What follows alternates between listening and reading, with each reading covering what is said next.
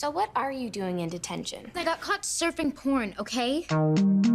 Welcome to Bottle Episodes, a podcast where we discuss very special episodes of TV shows that focus their action on a single primary location. I'm your host, CJ Ariano, and I'm here with my very special guest, Annie Kennedy. Hi, CJ. Hey, Annie, how's it going? I'm doing good. How are you? Great. Annie and I met at Columbia College Chicago in their fiction writing department. And our first class that we ever took together was... Fiction 1. Today we're going to discuss DEGRASSI, The Next Generation. And it aired from 2001 to 2014 in that very specific incarnation. I was always a fan of the Craig and Ashley drama. Gross. Like Rock and Roll High School is my absolute That is number one of the best one episodes. favorite episodes of DEGRASSI. And I think, too, now watching this episode that we're going to talk about today was so interesting now for me as an adult who works with young people to look at what and to work in the education sector as well, to see what it's like now on the flip side of I watched that show when I was a teenager and when I was in my early years of college. But now to watch it as the person who is like the educator, I'm not a teacher by trade, but is the educator in that role, it was funny. Yeah. The way that they portray adults in that show. Right. And by funny, I mean I cringed. Well, we'll get into it. Okay. We'll get into it. Perfect. So the very specific bottle episode that we're talking about today is called Take On Me. It aired in Canada, February 16th, 2004. The plot synopsis, courtesy of the DEGRASSI Wiki, is 5 DEGRASSI students end up in detention for different reasons. And this episode is known as the Breakfast Club homage episode. Mm-hmm. It's an episode-long riff on the classic 1985 John Hughes film. DEGRASSI has always been great at referencing the past or acknowledging its forebears. You know, how every episode was named after a 1980s song. Mm-hmm. For no particular reason, I guess, just to nod to its 80s history. And so this episode takes it to the next level. It's called Take On Me, of course, after the Aha song. But every character in Saturday Detention in this episode aligns with a character from the film. Yes. Have you seen it? The Breakfast Club? Mm-hmm. I have, yes. But I do think that at least the song title for this, Take On Me, Mm-hmm. I do think connects a lot to what the characters experience, especially with Sean and Ellie and their arc in this Mm-hmm. episode and what he sort of takes on that is hers. What does Take On Me mean to you, the phrase? In general or Yeah. for the Is it show? like take on me? Like, is it a confrontation or is it shoulder my pain? You know, carry my cross, take on me. I would like to think it's the I'm going to take on what you are sharing, whether it's good or bad or like weighing you down or lifting you up Sure. and moving forward with you. Which is kind of the journey that the Breakfast Club characters go through in that Yes. film, and certainly the journey that these characters go through. Jimmy is Andy from the original film, the athlete. Jimmy, of course, played by R&B sensation, hip-hop sensation, Drake. But on this show, Aubrey Graham. Just Aubrey Graham. Yeah. Destined for bigger things. Hazel is Claire the princess. Toby is Brian the brain. Ellie is Allison the basket case. Sean is Bender the criminal.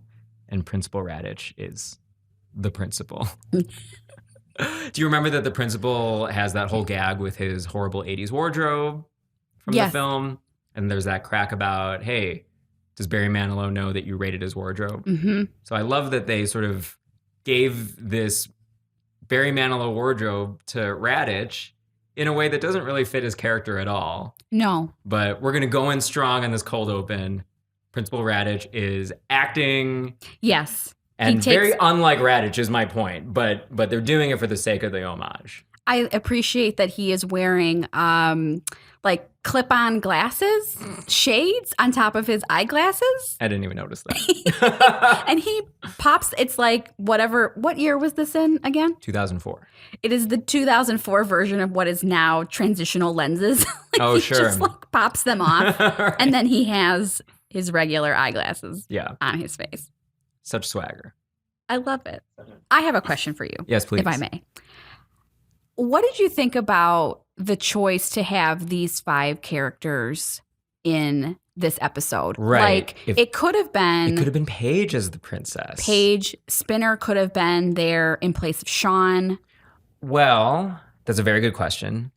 I think one of the things I like about the episode is that they do this cute Breakfast Club homage, but it seems like the outcomes play a larger role in how the rest of the season plays out. Mm-hmm.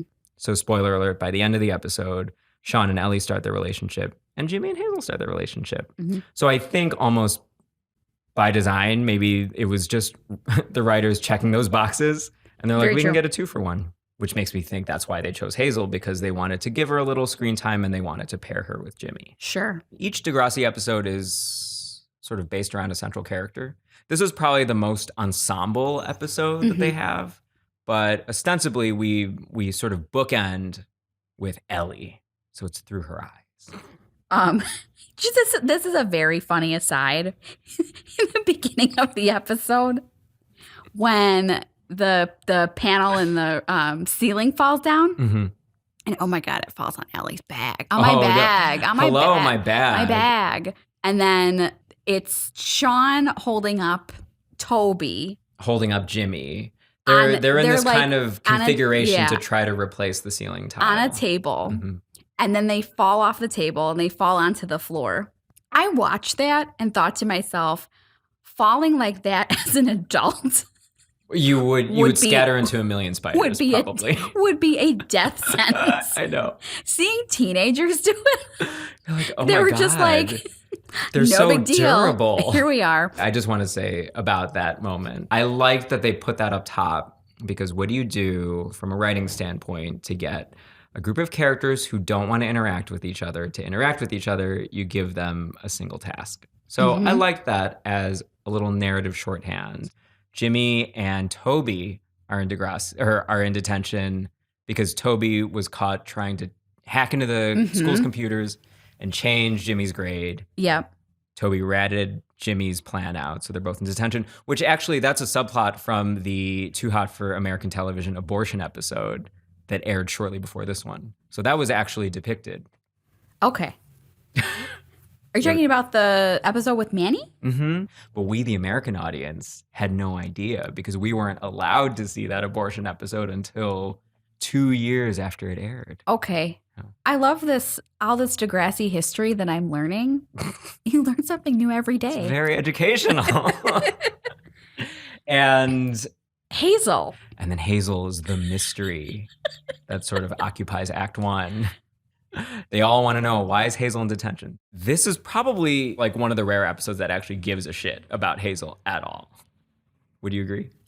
Yes, because Hazel, I feel like, from what I remember of the show and from her as a character, her storyline was always secondary or supporting to somebody else. To Paige. Later on in the series, Jimmy gets shot. Hazel is the grieving girlfriend that they have to find and tell her what happened. Which sucks because I always liked her personality. I always wondered about her. I wanted to know more about her. So we're wondering, why is she in detention? She even takes a dare in a game of Truth or Dare to avoid the question. Yes. And so the dare is to kiss Toby, so she kisses Toby. And How did you feel about that? Like, that it was, as an adult now watching the show, to see like a bunch of teenagers trying to embarrass one by embarrassing another. And of course, like, Toby is into it later. His glasses are askew. Yeah. He makes comments about it. But like, it's a very mean thing. yes, so Toby's like the geek, the outcast, the nerd. He has no social collateral. To answer your question, I didn't feel any type of way when I saw that scene. I think I was just wondering, are there still social demarcations like this amongst teenagers? Yes. Yeah. Like Children the kids can that you be witness? so mean. Really? Even now, but it's very different. I think like watching this too, granted it was Saturday detention, so they probably wouldn't have had the stuff, but maybe they would have figured a way to get it in. But like, cell phones weren't a huge thing. Social media wasn't a thing either. It seems a little bit like tame, I think, compared to what happens now. But even then, The dare was tame? The dare was tame, as opposed to, I think, maybe like what people might do to each other now. We still haven't mentioned why Hazel is in detention. And I had completely forgotten why she was, and when she reveals why she was, I laughed so hard. So Sean intimidates her into revealing that the reason she was in detention is because she got caught surfing porn. When I first saw this episode, I was kind of expecting that the plot would turn on what Hazel's reason was, because they were making it such this big mystery. True. And then when it turns out that it's a nothing burger, and then they all laugh about it, I liked that as a writing choice to sort of bond the group together. Mm-hmm. The writers had this task of creating this bond between these 5 characters in a 22-minute space. And so they had to make very specific choices. Right. And that was one that I thought was really strong. Did you not like it? Did you not like this? It wasn't big that reason? I didn't like it. It was just like, I understand giving Hazel her moment. Yeah. I understand your thought of setting it up for this is how Jimmy and Hazel get together, which I love that they finally like solidify things in their own way when they're on the roof at the end. He finds a necklace. Were you kind of disgusted? I was like, how romantic. He finds a necklace. It's literally garbage. Gives it to her. He puts garbage around Hazel's neck. And she's like, thanks. And then she says, thanks for standing up to Sean this morning, which he didn't really, or it didn't make a difference. No. When Sean was intimidating her into revealing her reason for being in detention, mm-hmm. Drake says something like, leave her alone, man, and that's it. I'm like, but you know what, though? Sometimes that's all it takes. That he could have easily just like sat there and watched it play out. Sure. She's saying, thanks for the good intentions. Thanks for trying. Right. I mean, sometimes, again, even the most basic of things is helpful. Sometimes the gesture doesn't have to be huge. It's very sweet. I'm glad that you and Hazel have the same standards. Low. Very low. Very low. No, I know what you mean. Do you like this as a bottle episode? In terms of, as a writer, in terms of trapping characters in a space that wouldn't normally be together and wringing some interpersonal conflict and drama and connection out of it, do you feel this succeeded? I think that this episode, for the fact that it only takes place at the school, and I had also forgotten how short Degrassi episodes are. They're tiny. I watched it on YouTube, so there wasn't any commercials. Yeah. And so with watching them on TV with commercials, it makes it seem like a full rounded experience. Full TV episode. Yes. But this was a lot different. And I was like, this only clocked in at like 22 minutes. I was like, this is a short film. But for it being so short and it only taking place in the school, I mean, it covers so much ground. We're looking at adult-teen dynamics. We explore Ellie's self-harm and her cutting herself more. When Snake comes in, he has a very small part in the show, but he's been diagnosed with cancer. He's ready to come back to work. So there's this whole like small plot line with him and the principal about hope after illness. We're looking at identity and looking at others' perspectives of you and your perspective about yourself. There's so much ground that Degrassi covers in general, but to do it in a 22-minute episode in one place was really neat to witness as a viewer. It's a testament to the writing and to the economy of the choices that writer's room makes, that they were, like you were saying, able to cram in so much. Mm-hmm. I love what Snake contributes to this little story. Yeah. When he comes back and sort of essentially post-chemo has this new lease on life, and he tells Radish, essentially, go easy on these kids. And we even get a little self-reflection from Toby And they give him this nice little moment where he reminds us that he has acrophobia, which I genuinely don't remember if this was established in a previous episode or if they're just doing it, if they just brought it up Right. so that he has some cool character moment up on the roof because he's by himself, because the other 4 people are coupling up together. What do we give Toby? Oh, maybe he gets over his fear of heights in the span of 5 minutes. With a With rock. a rock. But I do like the way, I liked the narrative shorthand of it. Yes. He just sort of peers over the edge of the roof and drops a rock into the basketball hoop below and smiles.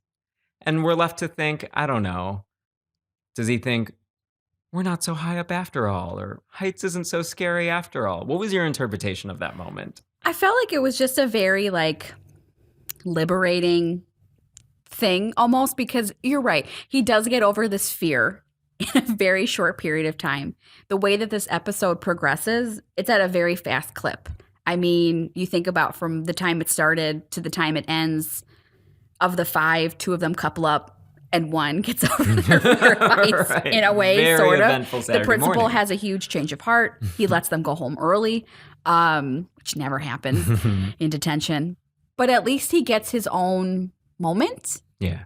I love when the psychological becomes visual. Sure. Without the use of words. It's like some of my favorite moments from television, right? So I do love this moment. In terms of, we're talking about Toby and how much he gets shit on the show, I kind of had an issue of this final resolution toward the end where they have to make a mad scramble back to the classroom before Radich catches them on the roof. And it's sort of what would count as the climax of this episode where they're running back to their classrooms. The ticking clock. They're successful except for the fact that Jimmy drops the keys that they used to get up on the roof. And Radich grills them. Okay, which one of you took these keys? And no one fesses up until he threatens them with 3 weeks more of detention. And then Toby rises to the occasion and says, I took them. When he didn't, it was Drake. Yeah. It was Jimmy. Okay. What's funny is that the reason that he got into detention in the first place was trying to impress Jimmy by hacking the grades or hacking the computer and changing the grades. And I'm not saying that his motivation is similar in this episode. I don't think he's owning up to something he didn't do to impress the group. But it seems like Toby is always destined to fall on some kind of sword. Yeah. Or have some kind of sword plunged into him. And I just want triumph for Toby. That's all I ever wanted. You want Toby to have his moment. I do. And a dropped rock seems like that's like the closest he ever gets. I honestly don't think that he ever really has a major triumph on the show before he graduates and is naturally written out. Right. I could be wrong. I mean, that happens though. What I really appreciated about DEGRASSI, both when I watched it when I was younger and even watching this now as an adult, is this acceptance of sometimes in life you are that person, you are that archetype, and nothing changes for you. You know what I mean? That's so fatalistic and sad. Yet also very true. No, I know what you mean. But a part of me is in that same boat of the rock is all you get. And then at the same time, I'm like, the rock is what he has. And yeah, it's empowering in its own way, in a very internal way. But he never has an external triumph. No? But I like what you're saying. I think that the writers were trying to always write to some kind of truth, even though it was packaged in this glossy teen drama. They did whatever they could to make it feel authentic. They cast actors who were basically playing their ages, so they didn't do the thing that most American television does. Yeah. Which is casting 25-year-olds as 16-year-olds. Which I so appreciated that it was teenagers playing teenagers. And I think the reason it resonated for you and me particularly was because they were our age. Yes. We were that age when this show was airing. These characters were juniors and we were juniors at that time. Mm-hmm. Especially since you work with teenagers. Do you think there is anything about this episode in particular, maybe, that's outdated beyond the technology or the fashion? I think that if anything, like it doesn't make it outdated, but the show would be significantly different, or at least this episode would be if social media and Sure. cell phones were like that is such a huge thing now. But what I love about, and I'm getting away from this outdated thing because it's something that I want to acknowledge about Please pivot. this show and this episode in connecting it to my work with young people now is this notion of resilience. Whatever it takes, I know I can make it through. That's the I ultimate set you up theme. super well for that. Thank you. But it is really this thing, like the students that I work with, and in the capacity that I am able to see them in each week, being able to be open and honest with adults and share things about themselves and come in, whether they've come into program, whether they've had a real good day or a real bad day, but you still made a commitment to yourself. I saw that in DEGRASSI as a teenager. When I watched it, I saw it as a young adult. I think as adults, we often don't give young people the credit for what they bring to the table. And I appreciate that the writers on DEGRASSI, but also the cast and the actors did a really good job of just being like, this is what it's like to be a teenager. And there are highs and lows. And we come to school every day. And we get through the day and we have our friends and we have our people in our community. And then we go home and then we do it the next day. I think even the format of the show itself played into that mentality. Yeah. Every episode would be centered around one character in particular, and we would be in their shoes, seeing it through their eyes for a 22-minute period, and we would understand a little bit more about them, and then we would move on to the next character in the next episode. And Yeah. it gave it a really cool Dickensian feeling. It helps to underscore the fact that everyone's going through their own bullshit. Yeah. And I think that that is something that it can never hurt for a young audience to hear. Everyone around you is going through their own bullshit too. High school is hell for everybody. Yeah.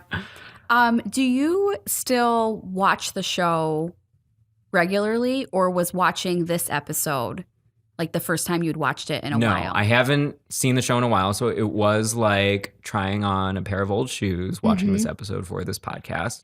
So what was it like then watching this episode in particular as an adult? I didn't feel old, if that's what you're getting at. No, Or I didn't feel disconnected, or I didn't feel remote from the characters. Maybe it was this particular episode. I thought that it was directed so well. I thought the performances were really honed, and whether it's their skill as actors or just like a real life chemistry and rapport, you really see it, especially in this episode. That is an aspect of the show that's always timeless to me. Yeah. Who would you want to be stuck in detention with from this show? Of the cast in general? Oh, wow.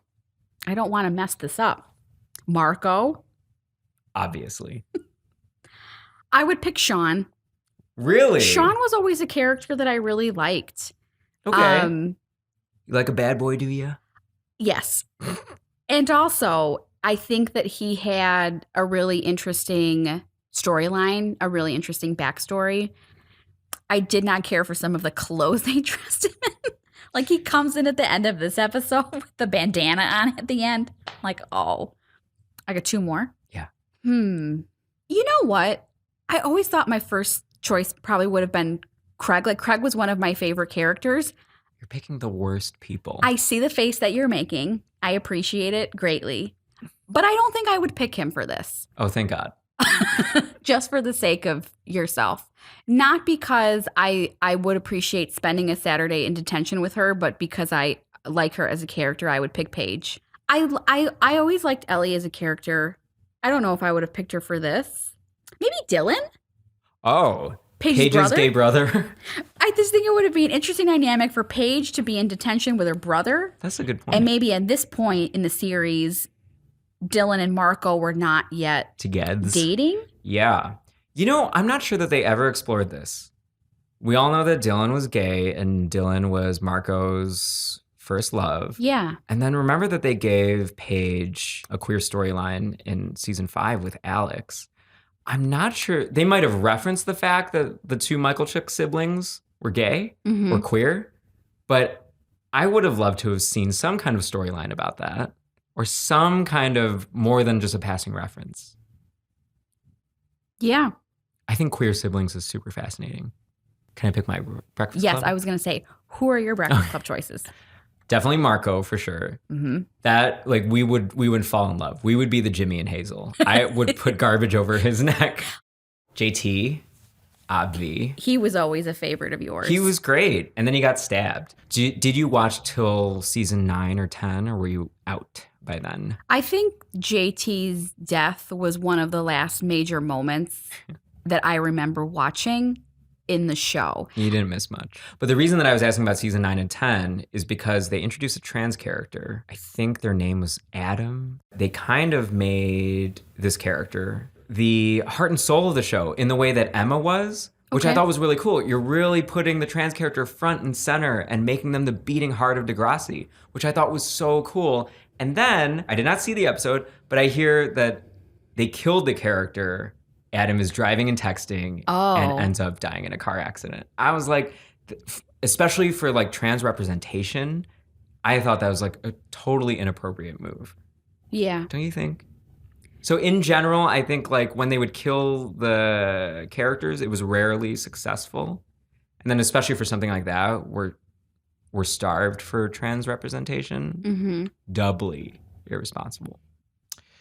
The rest of my Breakfast Club, so I'd resurrect JT. Okay. I'd resurrect Adam. I think I would make them all queer. So it'd be Marco, Paige. JT would be the honorary straight. So there's your 5. Yeah. Okay. So that was Take On Me, the bottle episode from DEGRASSI The Next Generation. This has been Bottle Episodes. If you have an idea for a bottle episode from television history that we should cover, or if you're trapped in a single primary location and you need to send a distress call, email us at podcastbottleepisodes@gmail.com. podcastbottleepisodes@gmail.com. Say goodbye, Annie. Bye, CJ. Thanks for having me. Thanks for being here.